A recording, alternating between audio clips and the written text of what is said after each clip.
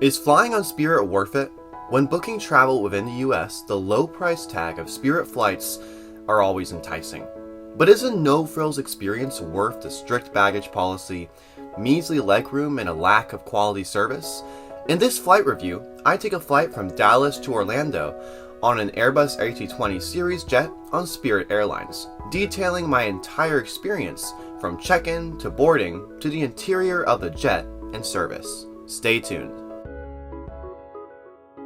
Unless you want to pay an extra fee, check-in on Spirit Airlines is online, and you can check your bag at kiosks and then drop the luggage off at a counter.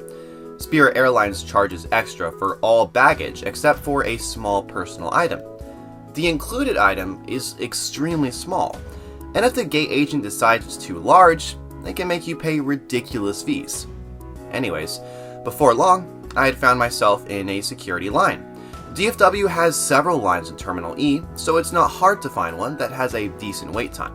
For some context, this flight review is part 2 of a comparison between Frontier and Spirit Airlines, in which I will declare an ultimate winner between the two leaders in ultra low-cost service in the US. Stay tuned for the final video detailing the differences. Anyways, by now, I had made my way through security and started traversing Terminal E.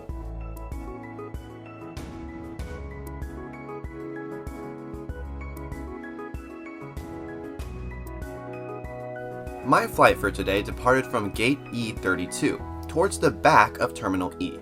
After settling down, I took a look at the ride for the day, as the pilots prepared their flight plan.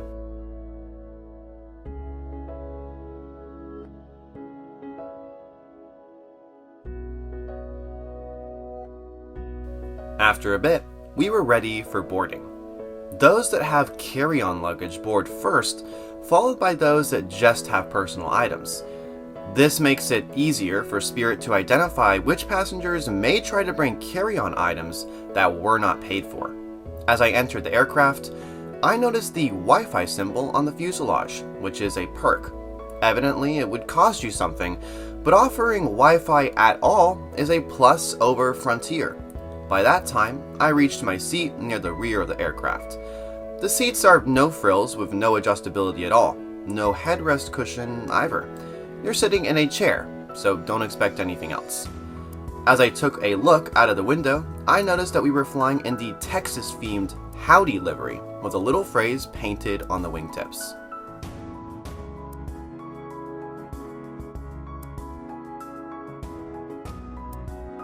Once I was settled in my seat, I started to take a look at the amenities my seat offered.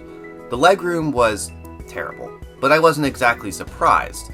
If you aren't 6'4", the legroom might not be of the utmost concern. The other thing I noticed was the flimsy back pocket. If I can even call it a pocket. It's basically just a couple of strings tied together.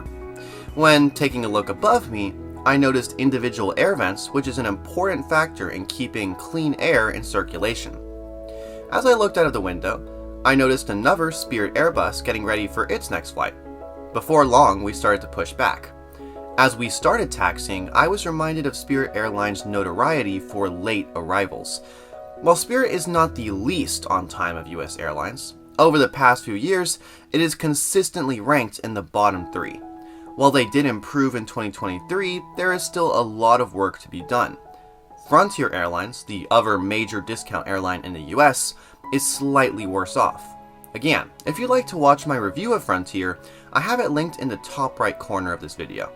And if you've enjoyed this content so far, consider hitting the subscribe button down below. Anyways, it's time for takeoff.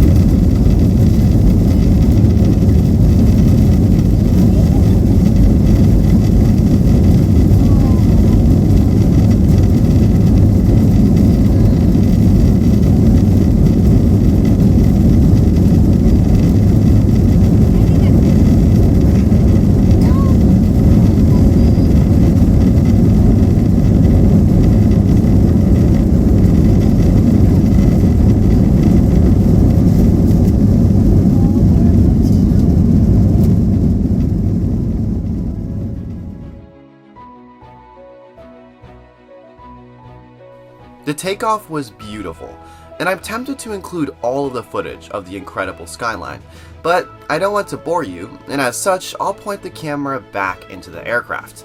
Shortly after takeoff, we experienced some mild turbulence.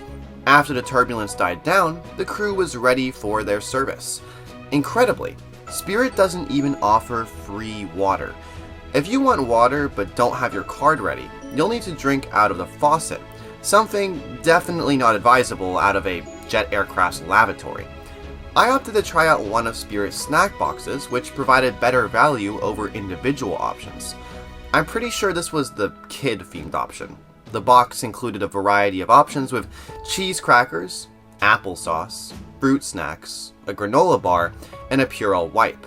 For around $8 or $9, this wasn't a terrible deal for aircraft snacks. After satisfying my childish appetite, I looked out of the window once again.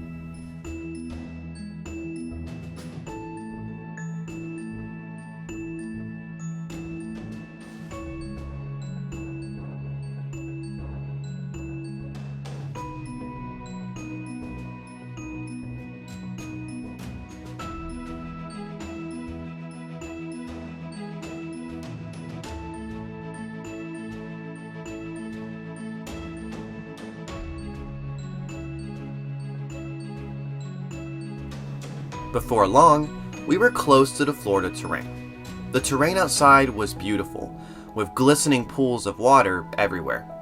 As we descended into sunny Florida, I reflected on my experience with Spirit Airlines. Spirit is an airline fully focused on providing a cost breakdown that gives every passenger full choice in what essentials they want to pay for. If you pay for a bag, seat assignment, and more, your ticket price will come out to the same as many full-service airlines. If you need all the essential amenities like a carry-on and more, flying with Spirit Airlines doesn't make any sense.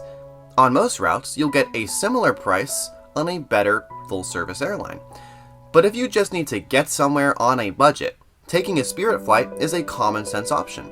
Just be careful with your bag size and you could be in for a treat. Well, for your wallet. Stay tuned for my comparison of Frontier and Spirit coming soon, and if you want to get behind the channel in a more personal way, consider becoming a channel member. From as little as 99 cents a month, you can get behind the scenes access and extra content.